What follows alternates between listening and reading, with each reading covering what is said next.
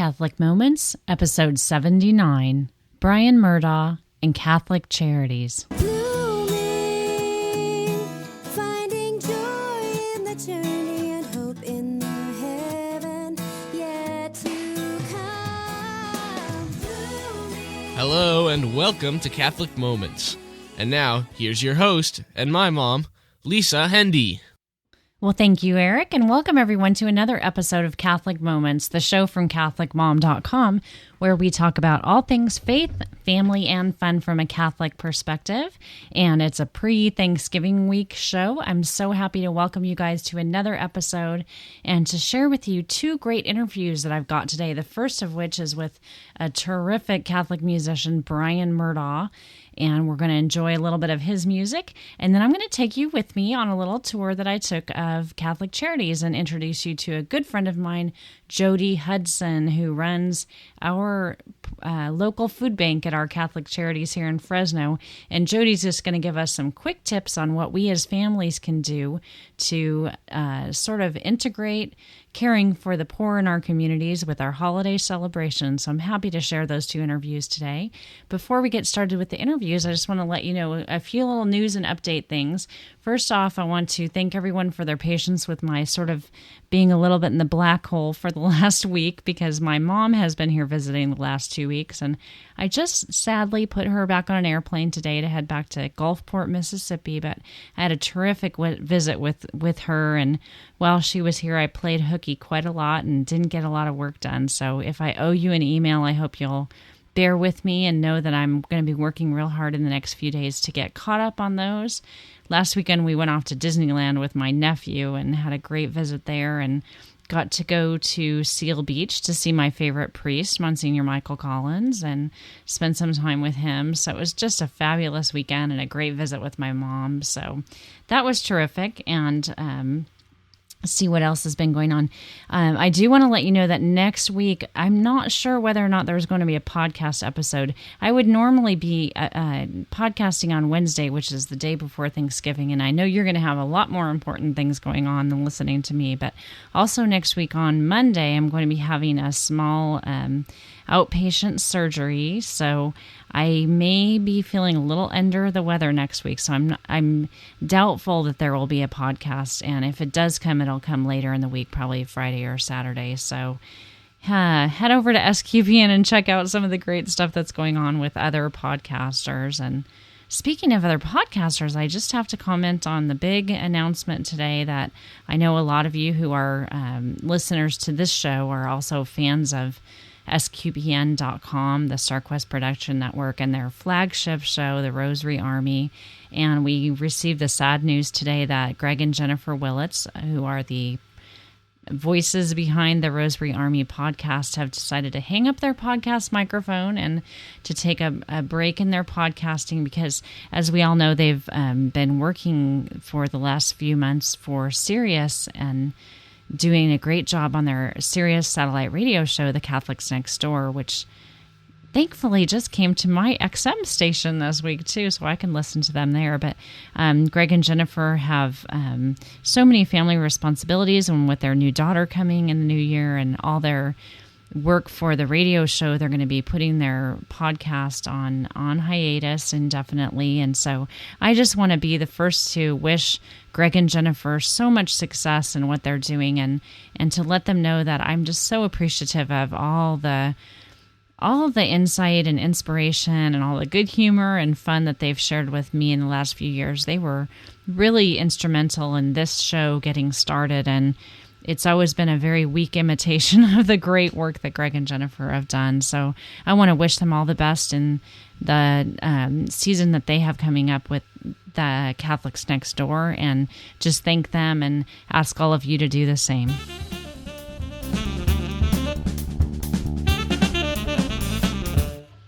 a couple last minute bits of news as well about some things that we've got going on over at CatholicMom.com. And of course, first of all, I need to remind you of our contest that we're running this month. Your chance to win 2 wonderful Christmas bracelets from On This Day Designs.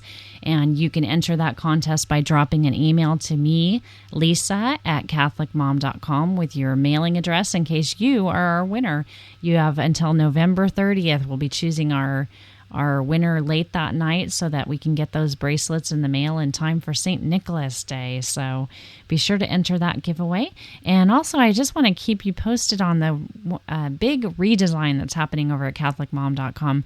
The website has been, was created back in 1999, and I've been working with a great web designer for the last actually now several months, working on rebuilding the website. So I'm hoping to unveil that sometime in the next month or so. But a lot of work is going into that. And I just ask for your prayers and helping me to have the patience with what we need to do to make that the site that it needs to be to showcase all of our great columnists and contributors. So, and speaking of great contributors, one of my favorites is going to share a little reflection with us now. And I'm wondering, it's very ironic that Deacon Tom's reflection is on the subject that it is today.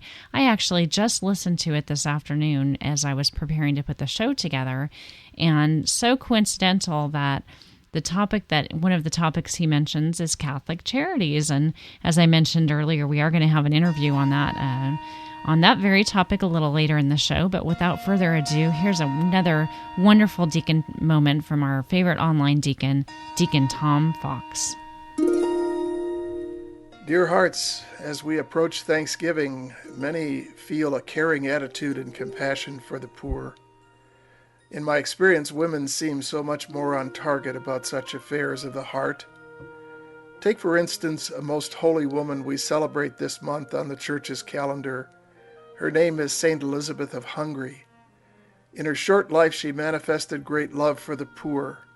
She's been named the patroness of Catholic Charities and of the secular Franciscan order. Her life was a demonstration of one of the types of God's call awaiting our hearts on the other side of conversion. At the age of 14, Elizabeth married King Louis, whom she deeply loved. She bore 3 children, yet under the direction of a Franciscan friar, she led a life of prayer, sacrifice, and service to the poor and sick. Seeking to become one with the poor, she wore simple clothing, and each day she would take bread to hundreds of the poorest who came to her gate. Let me read from a letter written by a priest who was her spiritual advisor. Apart from her active good works, I declare before God that I have seldom seen a more contemplative woman. When she was coming from private prayer, some religious men and women often saw her face shining marvelously, and light coming from her eyes like the ray of the sun. I heard her final confession, and afterwards I asked her about what should be done about her goods and possessions. She replied to give away everything except one worn-out dress in which she wished to be buried. When all this had been decided, she received the Eucharist, the body of the Lord. Then she devoutly commended to God all who were sitting near her, and as if falling into a gentle sleep, she died. Dear friends of Catholic Moments, I was very close to a woman who didn't want to die alone. She wanted family or friends to be with her, holding her hand, as if she was afraid to leave this world without physical contact. I knew and loved that dying woman, but perhaps the better example is Saint Elizabeth. Knowing she was dying, she was detached from everything in the world, and then to be accompanied into eternity with the Viaticum, the Eucharist, the bread of angels. There are many wonderful women to study this month: Saint Elizabeth of Hungary, Saint Frances Cabrini, Saint Rose Philippine Duquesne, Saint Catherine of Alexandria, and a feast of the Blessed Virgin Mary. Dear ladies, dear listeners, many of you, by virtue of your vocation to marriage and motherhood, you may be doing and giving much right now. But I encourage you to read about one or more of these women. Let them help, inspire. Let them become a new light in your eyes and smile. Blessings, this is Deacon Tom. Well, thank you, Deacon Tom, for another wonderful reflection. You can always find my friend Deacon Tom at his website at www.deacontomonline.com. And with his wonderful reflection in mind, I'm going to segue right into my interview with Jody Hudson, who is a friend of mine from way back when here in Fresno, and also an integral force behind our local Catholic Charities agency. Now, this interview was recorded in the midst of Jody running a food drive and working in the warehouse and all the other great stuff that she does. So the sound quality is a little echoey, as you'll hear that it's happening right down there at Catholic Charities. And the concepts behind it are wonderful. I'm happy to share them with you, and I hope that they'll be universal to you in your life as well. So here's my interview with Jody Hudson.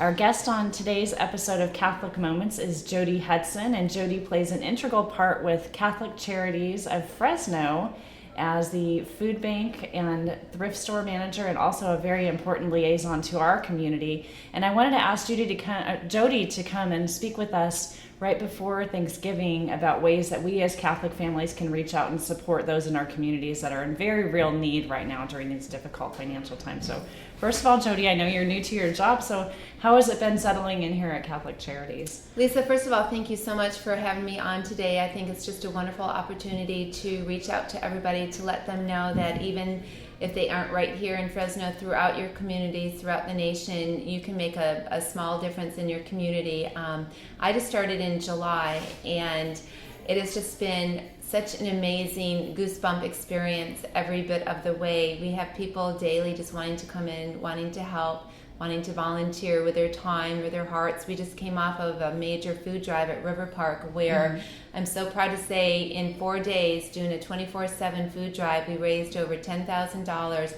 And more importantly, we got 20,000 pounds of food. We actually filled a Mayflower truck. So that's Fresno making a difference. So it can happen in your community too. It just takes a couple of people getting together to spearhead something and getting the word out, and people will respond. People, everyone knows someone that's going through a hard time, whether it's yourself, whether it's your neighbor, a family member. People are all struggling, and people want to help. They just don't always know the avenues.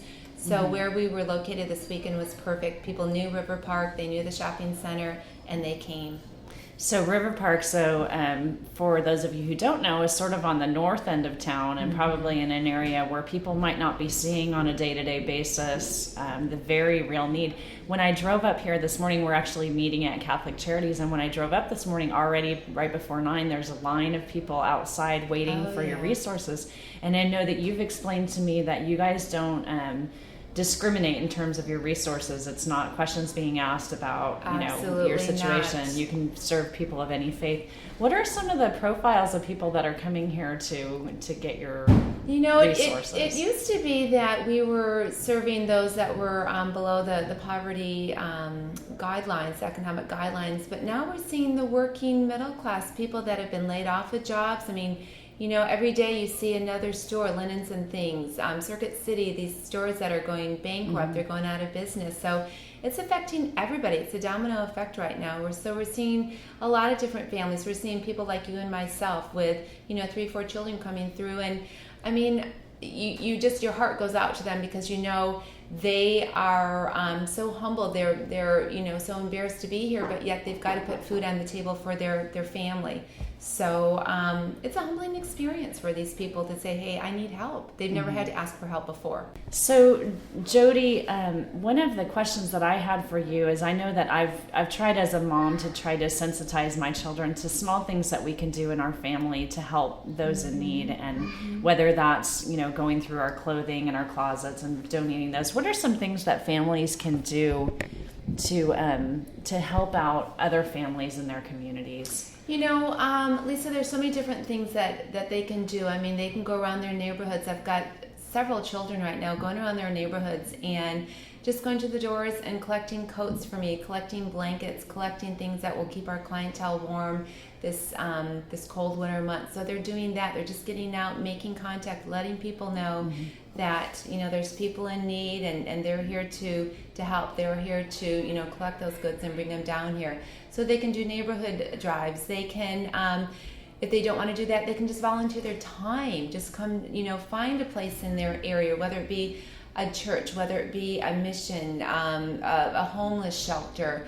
Go online, Google, just look for things around their community where, if they don't have the money for it, then just volunteer your hours. We're always looking for people that, can come down for a couple of hours and help us sort through donations, sort through, the foods that we've collected. So it's not just always money, it's also just their time. So as a family, maybe they can, get together and talk and ask, okay, what do you think would be the greatest thing for us to do as a family this Thanksgiving, this, Christmas? So many times we get so caught up in all the shopping and all the presents and whatnot. Well, it's not always about getting, it's about giving. So I've told my kids this Christmas, you can get 1 or 2 presents, but that's it. You need to find something to do for somebody else. It doesn't have to be on a large scale. A small scale is great. It just starts with a little something, and it builds. Right.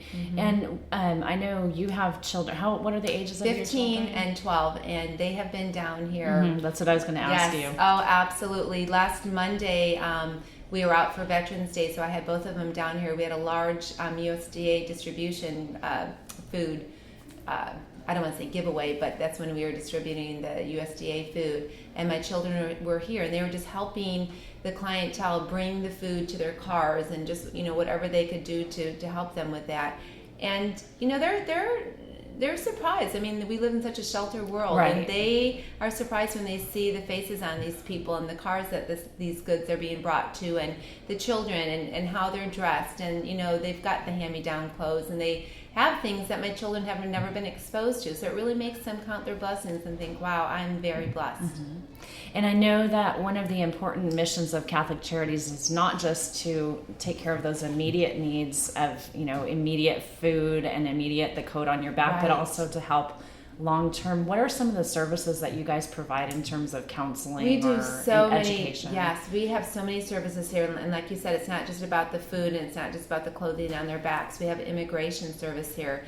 We have a refugee program where we're bringing people over who have been in camps because of maybe their Christianity, because of their different political beliefs, and we have been able to bring them over here to the States and get them settled. We have a host family that they live with for a couple months until they can get a job, until they can find a home on their own. So we have that whole resettlement program.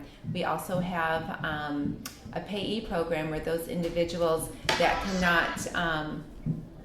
cannot manage their money and their budget, we have their checks brought here, and then we go and pay their PG&E bill, we pay their grocery bill. So we have that service. We have a senior companion service. So under the umbrella of Catholic Charities, there's many different facets and things that we're doing here. Jody's a busy person. I'm going to let you get back to your job, but I just want to ask you if there are any closing thoughts that you'd like to share with the people that are out there listening about how they can, during this time of the year, reach out to people in need. Again, like what we had said before, just sit down as a family. Just think how you as a family can make a difference, whether it's going around the neighborhood collecting money, whether it's going around the neighborhood, collecting clothes. And remember that the need isn't just here for the holidays. It's all year. It's all year round. So it's great if you can start it now, and just every couple of months say, okay, what else can we do to help people out?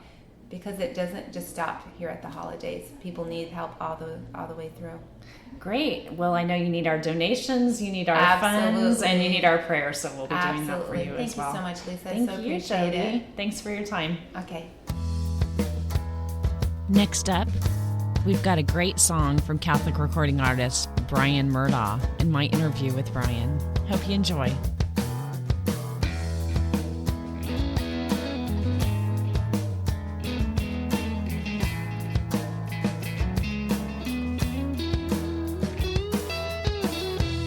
Today I feel so far away, because even when I pray, I'm going through the motion.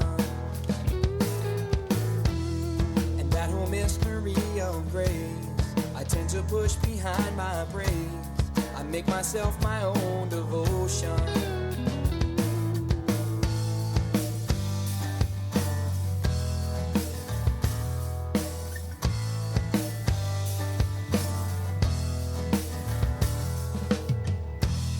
The other day I sat in silence for a while. I felt the need to fill the quiet. And when I talk to you, am I praying to myself? I am tempted to deny it.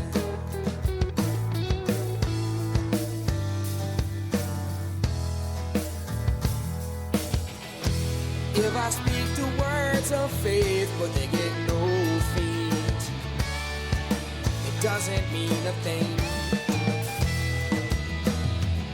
And if I spend my life for sure down on my knees, where will I find you? Where will I find you? Where will I find you?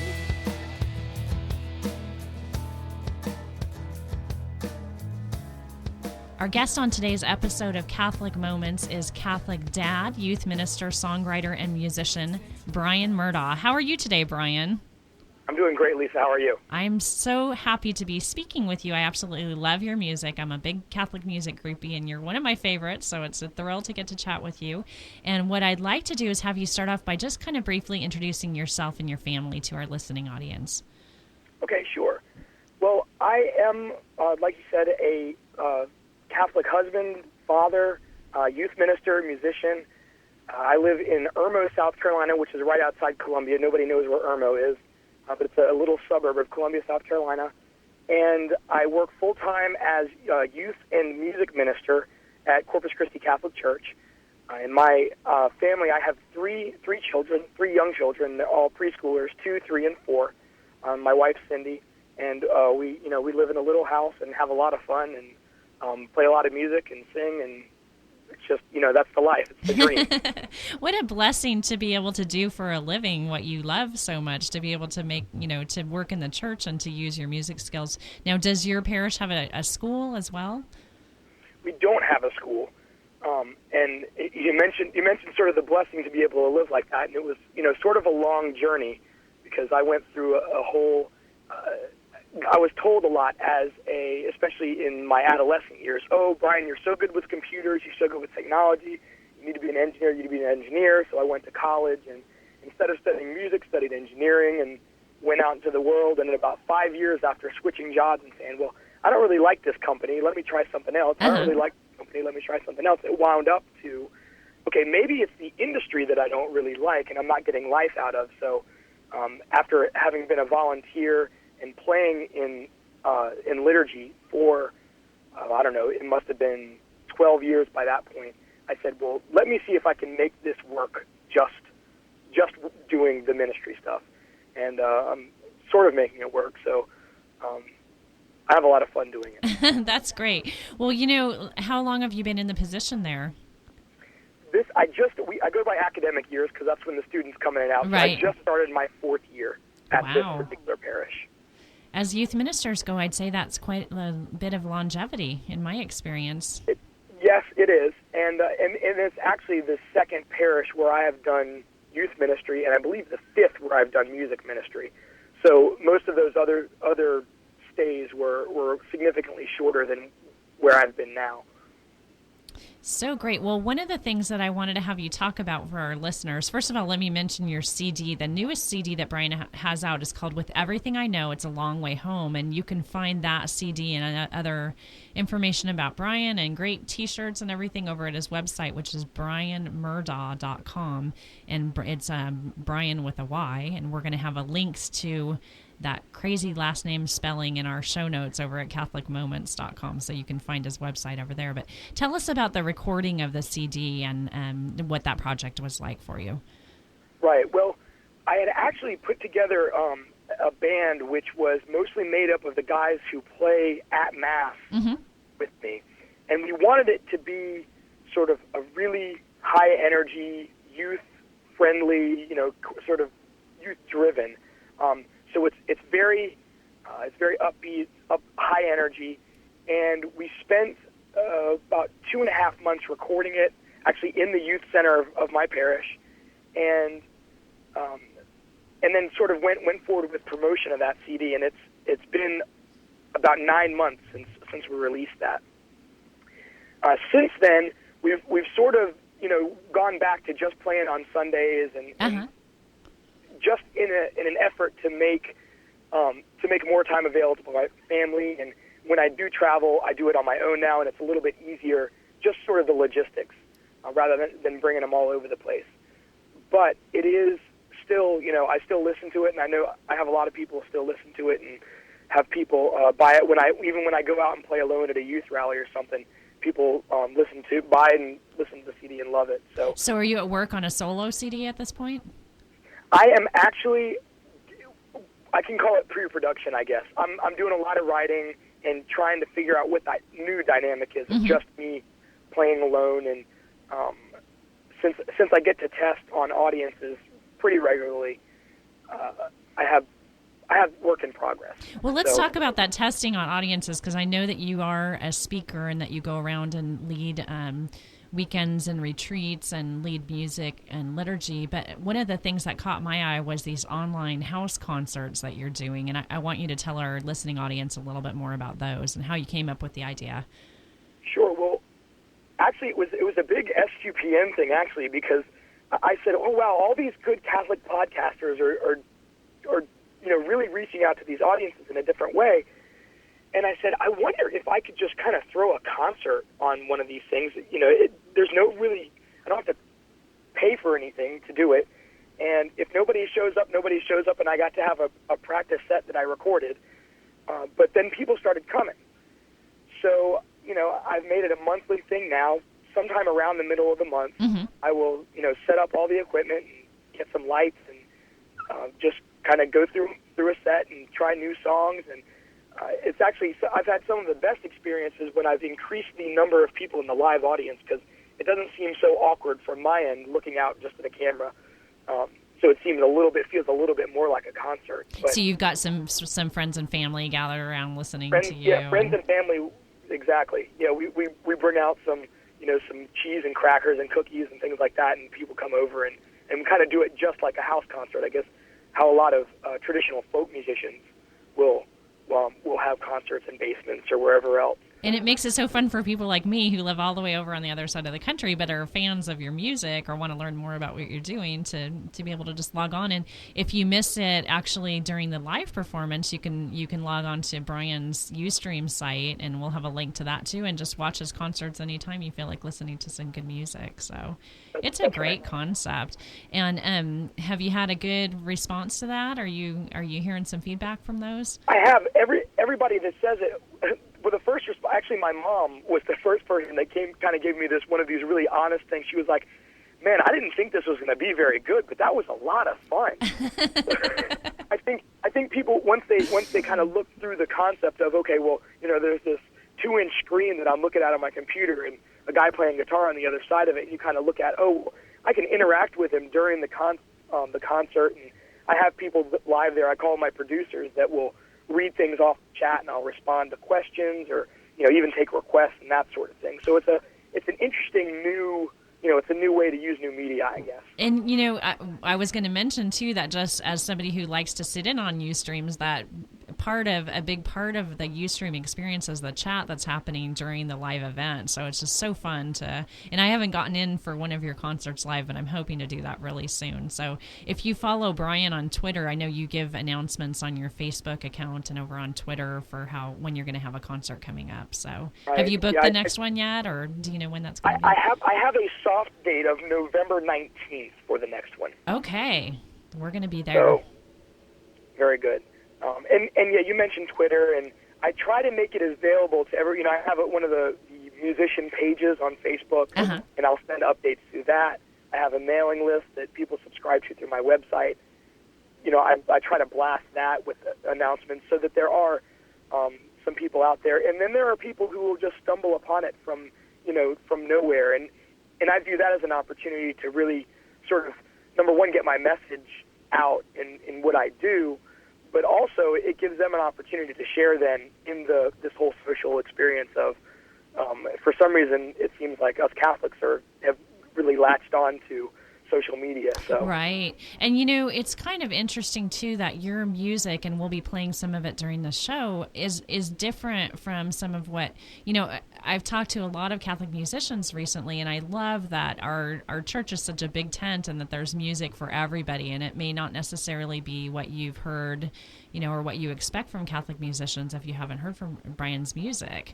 So I want everybody to check it out. And, you know, I love your description of yourself on your on your website, sort of how you describe your music. But, you know, let's put on your youth minister hat for just a minute, because I live with 2 teenage boys, both of who are active in youth ministry. What tips and tricks can you give for parents who are just kind of looking for ways to help keep their kids excited about our Catholic faith? Right. Well, the first thing really is that I got into all of this social media stuff because I noticed that my teenagers were using it. And I said, well, maybe this is another venue for me to reach out to them and just another way to get in front of them on a more regular basis than our once or twice a week youth meetings that we have. So that's really how I got into and started learning about Facebook and Twitter and, you know, all the blogs that I use to update the students on things. But actually now I've gotten to the point where I do give seminars to parents and youth ministers on how to use social media to really keep the faith more strong in their young people. And the first thing is that I have a lot of parents ask me, oh, well, should I let them be a part of this? Because it seems like a lot of bad stuff could happen. And my answer is that, you know, there certainly is bad stuff that can happen, but the good stuff is worth it. So make sure that, you know, if your child wants to be on Facebook, let them, if they will be your friend. Right. First of all, that's the big thing, is that, you know, if they won't be your friend, then there's something wrong. You probably need to unplug them. Well, that was my role with my son who just turned 17. He got a Facebook around his 17th birthday, and I said, okay, but mom is your first friend, and I get your password. Right. So that's right, exactly, all those things. Yeah. And it kind of goes back to this whole thing is, and I think this is strongly connected to why social media is doing so much good work in the Catholic Church, is that the Eucharist is the original social network. We are this one body, and we can't forget the sacraments in any context.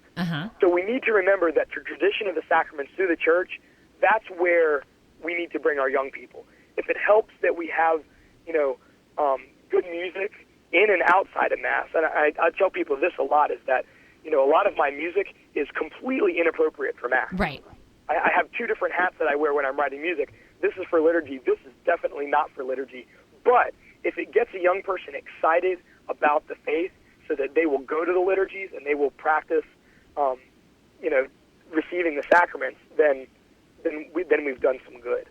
You know, talking about liturgical music, and we're running up against our time, but I want to have you mention for me briefly the project that you shared with me that you're working on over at modernpsalter.com, and just let our listeners know a little bit more about some of the liturgical side of your music. Sure. Well, I guess I've been doing liturgical music since I was about 12, so I've been doing it close to 20 years. I've been accompanying the liturgy, and when I started getting into doing more contemporary music, I said, well, you know what? It's really important that we make sure we're following the norms of the Church and what the bishops have asked us to do. And one of those things that has sort of fallen by the wayside, I think, some lately, is using verbatim response text in the liturgy for the responsorial psalm. So I started about 2.5 years ago, every week, writing or reusing one that I've written, because, you know, the cycle happens. Right. And there are multiple instances in each cycle. But a responsorial psalm that uses the exact text. And I have a friend, Michael James Met, who's actually in St. Louis, and he, you know, approached me and said, why don't we figure out what we can do to work together on this? So we've put together this website. It's a website, and there's a podcast on iTunes, which is modernpsalter.com. And each week And we've actually just started the project. So the first week that we've got a response for will be Christ the King Sunday, end of November. So every week you will have free sheet music and a recording, so you can actually hear, because not everybody has a music minister that has degrees in music and all that stuff. Right. So you can hear the music and teach the students, and all that's freely distributable. So it's a great way to bring back that what the bishops have asked us to do, and use verbatim texts, but we're still in this contemporary idiom. So we're using new melodies and new rhythm styles, and sort of varying the styles of the Mass. So it's not just an in-tone response psalm. And at this point, this is all available free of charge through the website, right? It's all available free of charge. For people who want to make donations, we certainly won't deny them, right. Just to kind of keep up with web hosting costs and that sort of thing. But yeah, all the resources are free. Great. So it's modernsalter.com. Bryan, I want to thank you so much for your time. Are there any closing thoughts that you'd like to share with our listeners before we let you get back to work? Really, just frequent the sacraments. That's the biggest thing. In prayer, that's something that's come to me a lot lately. Well, I think those are words of wisdom, and I want everybody to run over and head out and check out bryanmurdaugh.com, where you're going to find great music that will definitely lift your soul. So thank you so much, Bryan, for your time. Thank you, Lisa. Thanks for having me. What a great guy. I hope you will definitely run over and check out Bryan's website, and that you'll join me every month for his house concerts on Ustream. So talented and so filled with the Spirit. I'm thrilled to share his music with you, and I know you'll enjoy it as much as I do. And now we're running a little bit long, so I'm going to close out today's podcast with my usual plea. I'd love to hear from you by email at lisa@catholicmom.com, by telephone at 206-339-9272, by message on Facebook. You can follow me on Twitter or on plurk.com, or be my friend over at 4marks.com. Lots of ways to hear us, lots of ways to get in touch. And of course, I'd love your comments on catholicmoments.com or sqpn.com. I'd love to hear how you're enjoying the show, what you'd like to hear more of, or just what's touching you. So thanks a lot for listening. We're going to close out today's episode with a prayer for Thanksgiving. I know we're a little bit early, but I don't know when you'll be listening to this. And I think we should all be thankful every day. So I feel like this is relevant no matter when you're listening. If you are listening to this close to Thanksgiving, I wish you a beautiful and blessed holiday. And I'm thankful for each one of you. In the name of the Father, and of the Son, and of the Holy Spirit. Heavenly Father, this is the day set aside to give you thanks for your surpassing goodness to human beings. You've created us in your own image and set us over your wonderful creation. You chose a people to be your own and to carry your message of salvation to all people. You carried out your redemption in Jesus, your Son, and his saving fruits are passed on to every generation, to all who believe that by his death and resurrection, Jesus has given them a new freedom in his Spirit. Let me give you proper thanks for your blessings, those that I'm aware of, as well as those that I habitually take for granted, and let me learn to use them according to your will. In the name of the Father, and of the Son, and of the Holy Spirit. Amen. Happy Thanksgiving, everyone. Have a great week. I'll see you soon. Bye-bye. SQPN, leading the way in Catholic new media.